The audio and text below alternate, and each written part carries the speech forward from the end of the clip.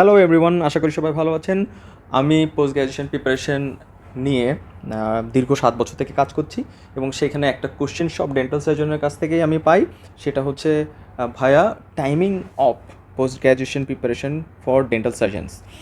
আমরা BDS dental সার্জনসদের যে পোস্ট গ্র্যাজুয়েশনে আমাদের অপশন আছে MS, residency, MD, FCPS, diploma. তো এই পরীক্ষাগুলোর অ্যাডমিশন প্রিপারেশন নিয়ে আমি 7 বছর থেকে কাজ করছি এবং আমি বিভিন্ন পর্যায়ে আমি নিজেও একটা সময় এটার জন্য পরিশ্রম করছি। তো এই কোশ্চেনটা আমার নিজের কাছেও ছিল যে আসলে আইডিয়াল টাইম কখন বা আমি কখন এটা শুরু করতে পারি। তো এইটার অ্যান্সার কখনো ডিপ্লোম্যাটিক্যালি দেওয়া যায় না। এইটার অ্যান্সারটা হচ্ছে খুবই প্র্যাকটিক্যাল অ্যান্সার। এবং আসলেই এটার দুইটা ফেজ আছে, একটা আইডিয়াল ফেজ আছে আর একটা হচ্ছে নর্মাল ফেজ। তো এই ক্লাসে এইটা নিয়ে কথা বলতেছি এই কারণে যেন আপনি এই জিনিসটা বুঝতে পারেন। আমরা এই ব্যাপারটা নিয়ে বেশ সাফার করছি। Welcome to 1 minute dental school class. এই ক্লাসে মেন্টর হিসেবে আছি আমি ডক্টর সামিউল ইকবাল এবং আমি এফসিপিএস পার্ট 2 ট্রেনি এবং এমএস রেসিডেন্ট এবং medical officer, Bangladesh medical university. তো এইখানে আপনি লাস্ট যে 3টা জিনিস আমি টিক করলাম, এই 3টা প্রফেশনাল এক্সাম আমি এখানে কোয়ালিফাই করছি এবং কোয়ালিফাই করার কারণে আজকে আমার ডেজিগনেশনটা এমন। কিন্তু জিনিসটা কি এমন ছিল? কখনোই না। আমাকে এখানে ধাপে ধাপে ভেঙে ভেঙে আগাতে হয়েছে। তো এই টোটাল স্ট্রাগল পিরিয়ডে I have lot of experiences and drawbacks, systemic error, অনেক কিছু ছিল। তো সেইখান থেকে আমার মনেও একটা কোশ্চেন ছিল যে এই পোস্ট গ্র্যাজুয়েশন প্রস্তুতিটা আমি কখন নিলে আরও ভালো হইতো। এবং সিমিলারলি আমার সাথে যারা কানেক্টেড থাকে, যারা আমার স্টুডেন্ট বা আমার স্টুডেন্ট না, আমার 1 মিনিট ডেন্টাল স্কুল গ্রুপের জেনারেল ডেন্টাল সার্জন বা নর্মাল যে কেউ আমার সাথে ওপেনলি এইসব বিষয় নিয়ে ডিসকাশনে আসে এবং ডিসকাশন করতে পারেন। আপনারা যারা এই ক্লাসটা দেখতেছেন তারাও আমার সাথে আলোচনাতে আসতে পারেন। তো এই সেখানে একটা খুবই common question, timing of post graduation preparation, কখন হবে এইটা। তো সেইটার উপরে আমি আজকে একটা খুব ছোট্ট করে ক্লাস, খুবই ছোট্ট ক্লাস, এটা কোনো বড় টপিক না, জাস্ট একটু প্র্যাকটিক্যালি এবং টেকনিক্যালি ভেঙে বোঝায় কখন পোস্ট গ্র্যাজুয়েশন পড়াশোনা শুরু করা উচিত।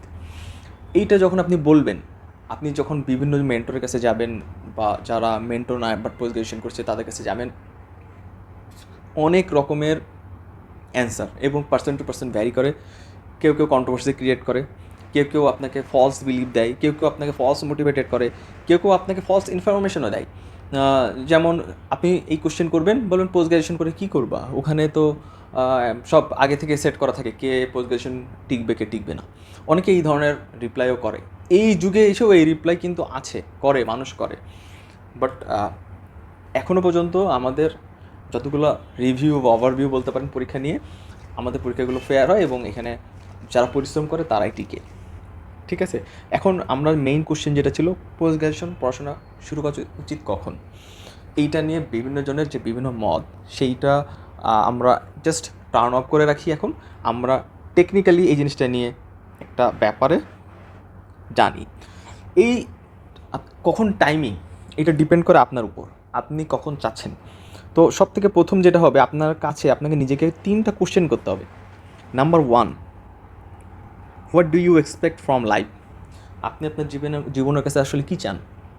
এইটা নর্মাল ইন্টারভিউ, আপনি বাইরে যদি পিএইচডির জন্য যান বা যে কোনো জায়গায় যান, আপনাকে কিছু কমন কোশ্চেন জিজ্ঞেস করা হয়। তার ভিতরে এইটা একটা, যে আপনি জীবনে থেকে কী চান, আর একটা হচ্ছে 5 বছর পর আপনি নিজেকে কোথায় দেখতে চান। তো এইটার ভিতরে একটা হচ্ছে এইটা কেন জিজ্ঞেস করা হয়, আসলে আপনার এক্সপেকটেশনটা জাজ করতে চায়। যে কোনো কোম্পানি বা ইউনিভার্সিটি চায় যে এক্স্যাক্টলি আপনার ভিশনটা কত বড়। তো ধরেন আপনার অ্যান্সার যদি হয় না আমি খুব সিম্পল লাইফ চাই, দেন ইটস ওকে। আপনি গ্র্যাজুয়েশন করেছেন, বিডিএস শেষ করেছেন, আপনি নর্মালি প্র্যাকটিস করবেন, আর্ন করবেন এবং আপনার লাইফ চলবে। এখন আপনি ভাবতে পারেন যে it's easy, chill pill life, okay. But যদি এইটা হয় তাহলে আপনার 1 নম্বর কোশ্চেনের অ্যান্সার যদি এইটা হয় তাহলে আপনার বাকি 2টা কোশ্চেনের আর দরকার নাই। কিন্তু আপনার যদি মনে হয় যে না, আমি লাইফ থেকে খুব ভালো কিছু এক্সপেক্ট করি বা আমি নিজেকে একটা লেভেলে আপ করতে চাই, তাহলে কোশ্চেন 2 নম্বর আপনার কাছে করতে হবে, আপনি কি চ্যালেঞ্জিং লাইফ নেবেন কি না।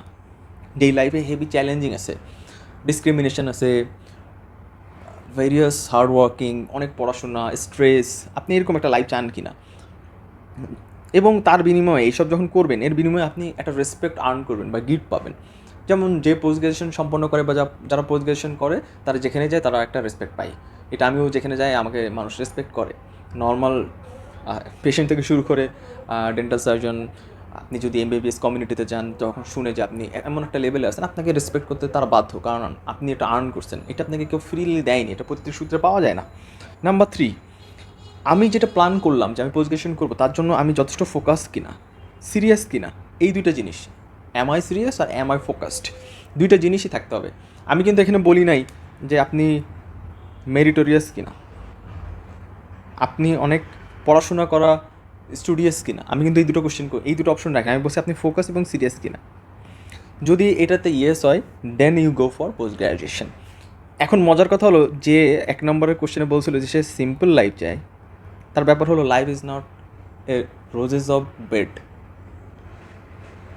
নাকি বেড অফ রোজেস, এরকম একটা টাইটেল আছে। আসলেই তাই, লাইফ এত ইজি না, আপনি যতটা সিম্পল মনে করতেছেন ব্যাপারটা এত সিম্পল না। লাইফ আপনার চ্যালেঞ্জ দিবেই, আপনি এই সাইড থেকে চ্যালেঞ্জ না নিলেও আর এক সাইড থেকে চ্যালেঞ্জ আসবে।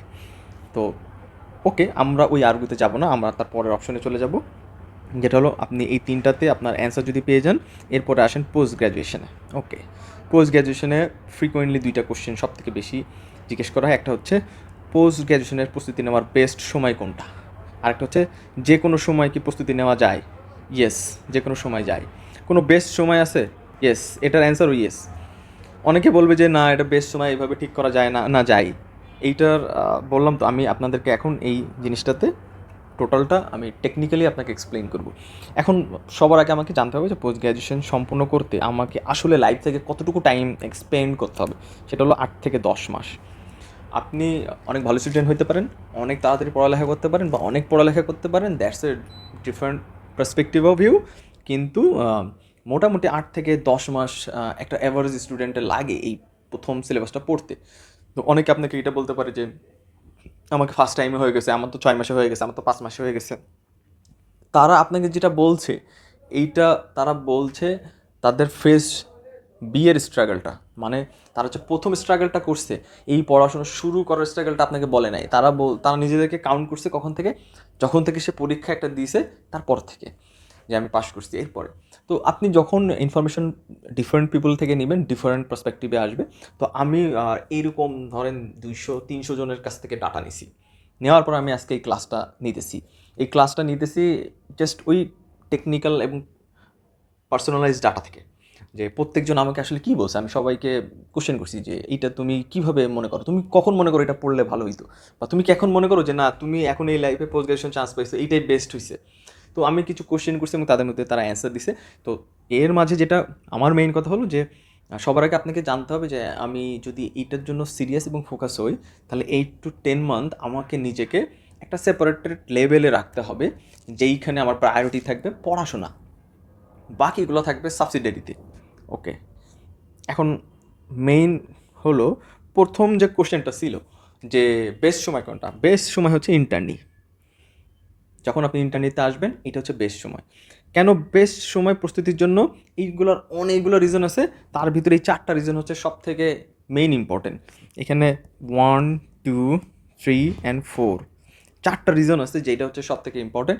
ইন্টার্নের সময় বেসিক্যালি কী হয়, আপনি সকালে ইন্টার্নি ডিউটি করবেন, এরপরে আপনি দুপুরে যখন চলে আসবেন, এরপর থেকে আপনি কিন্তু ফ্রি। তো এই ফ্রি টাইমে আপনি পোস্ট গ্রাজুয়েশনের প্রস্তুতি নিতে পারবেন। কেন এটা আপনার জন্য সবথেকে ভালো? একটা হচ্ছে brain storming for medical studies, কারণ আপনি you are just left from medical subjects few month or few year. খুব বেশি দিন হয় নাই যে আপনি আপনার এই ফাইনাল প্রব দিয়ে পড়াশোনা থেকে ইন্টারনেটে আসছেন, ফিউ মান্থের গ্যাপ থাকে। তো এই সময় স্টিল ব্রেন স্টর্মিং থাকে, এই পড়ালেখাগুলো করার জন্য আপনার ব্রেনের set up okay, very much okay. তো এখন কি হয়, যখন যারা গ্যাপ দেয় 2-3 বছর, না এটা করি ওইটা করি, এইটা এক্সপেরিমেন্ট করি সেটা করি অমুক করি, করার পর যখন ফিরে আসে, তখন যারা শুরু করতে যায় তখন একটা ধাক্কা খায়, কারণ তার ব্রেন এই লেভেলের স্টর্মিংয়ে নাই। সবার প্রথমে 1 নম্বর হচ্ছে ব্রেন স্টর্মিং। কারণ এই সময় আপনি এই যে 8 থেকে 10 মাসের প্রিপারেশন, এইটা চাইলে কিন্তু 6 মাসে শেষ করে ফেলতে পারবেন। কেন? কারণ আপনি ওই ফ্লোতে আছেন। 2, correlation with the clinical practice. আপনি পোস্ট গ্র্যাজুয়েশনের জন্য যেটা পড়বেন, সেইটার জন্য আপনার অ্যাপ্লিকেবল হবে আপনার ইন্টারনেটে। আপনি ইন্টারনেটে কী করবেন? সকালে যাবেন, আপনার কাজ হচ্ছে রুগী দেখা, প্রেজেন্টেশন করা, রুগী দেখা, তারপরে এক্সামিনেশন করা, প্রসিডিউরগুলো করা, বেসিক প্রসিডিউর আপনাকে করাবে, ওটিতে অ্যাসিস্ট করা। তো এই সময় কি হবে, আপনি যখন এই ইন্টার্নি করবেন আপনার সাথে পিজিটি থাকবে, এমএস রেসিডেন্ট থাকবে, এফসিপিএস ট্রেনি থাকবে। That's a very good environment.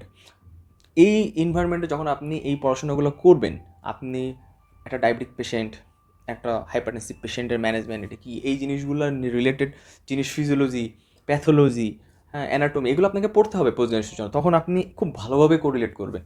যেমন একটা টপিক হচ্ছে local anaesthesia. Local anaesthesia post গ্রাজুয়েশনের সব পরীক্ষাতে আসে। তো যখন আপনি এই টপিকটা পড়বেন আপনাকে কিন্তু খুব ভালো করে পড়তে হবে। এটা আমি প্রপার রিটেন পড়তেছি না বা প্রপার ভাইবার জন্য না, আমি পোস্ট গ্রাজুয়েশনের জন্য পড়তেছি।